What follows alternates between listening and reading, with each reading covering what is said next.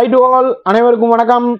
TNPSC group 2 exam நேத்து TNPSC தலைவர் சொன்ன முக்கிய தகவல் மற்றும் செய்தித்தாளில் வந்த சில முக்கியமான விஷயங்கள் பத்தி நம்ம இப்ப பார்க்கலாம். ஸோ குறிப்பா டிஎன்பிஎஸ்சியில இந்த எக்ஸாம் எப்படி இருந்துச்சு, கொஸ்டின் எப்படி இருந்துச்சு அப்படின்னு சொல்லிட்டு சிலர் அவங்களுடைய கருத்தை சொல்லியிருக்கிறாங்க.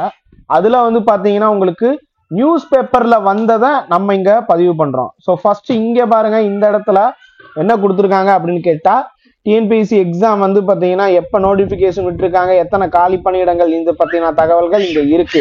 ஸோ இதனை தொடர்ந்து பாத்தீங்கன்னா சற்று கடினமாக இந்த கேள்வித்தாள் இருந்ததாக சொல்லியிருக்கிறாங்க.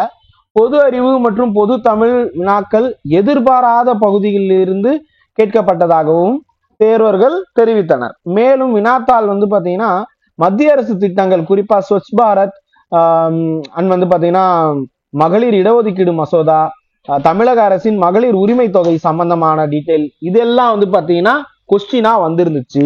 ஸோ இதனை தொடர்ந்து சிலது, அதாவது சேர்மன் பாத்தீங்கன்னா ஒரு சில விஷயத்த சொல்லியிருக்காரு. ஸோ அதுல தேர்வு முடிவுகள் எப்ப அப்படின்னு சொல்லிட்டு சொல்லப்பட்டிருக்கு. குறிப்பா பாத்தீங்கன்னா தேர்வு முடிவுகள் எல்லாம் எப்ப அப்படின்னு, அதாவது தேர்வு முடிவுகள் அப்படிங்கிறத விட மெயின்ஸ் எக்ஸாம் எப்ப நடக்கும் அந்த மாதிரி டீட்டெயில். ஸோ குரூப் 4 பொறுத்த வரைக்கும் அக்டோபர்ல தான் ரிசல்ட்னு சொல்லியிருக்காங்க. குரூப் 4ல அக்டோபர் ரிசல்ட். நம்ம இப்ப நடந்து முடிந்த குரூப் 4 பாத்தீங்கன்னா சொன்னபடி அக்டோபர்ல வந்துருமா.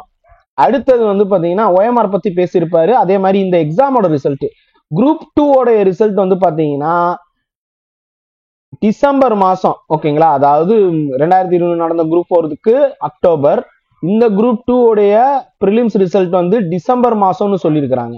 ஸோ அப்ப மெயின்ஸ் எப்ப நடக்கும் அப்படின்னு சொல்லியிருந்தாருன்னா மார்ச் மாசம் நடக்கும்னு சொல்லியிருக்காரு, ஓகேங்களா. மெயின்ஸ் மார்ச் மாசம். ஸோ அப்ப டிசம்பர்ல பாத்தீங்கன்னா ரிசல்ட் மார்ச்ல உங்களுக்கு எக்ஸாம் பாத்தீங்கன்னா பேசிடுவாங்க, ஓகேங்களா. எக்ஸாம் நடக்க ஆரம்பிச்சிடும், அதை பத்தி பேச ஆரம்பிச்சிருவாங்க, நடக்க ஆரம்பிச்சிடும். ஸோ அப்ப இன்னையில இருந்து பாத்தீங்கன்னா 6 மாசம் இருக்கு. குரூப் 2 தான் லட்சியம் அப்படின்னு இருக்கிறவங்க இன்னையில இருந்து 6 மாசம் இருக்கு, ப்ரிப்பேர் பண்ணிக்கோங்க.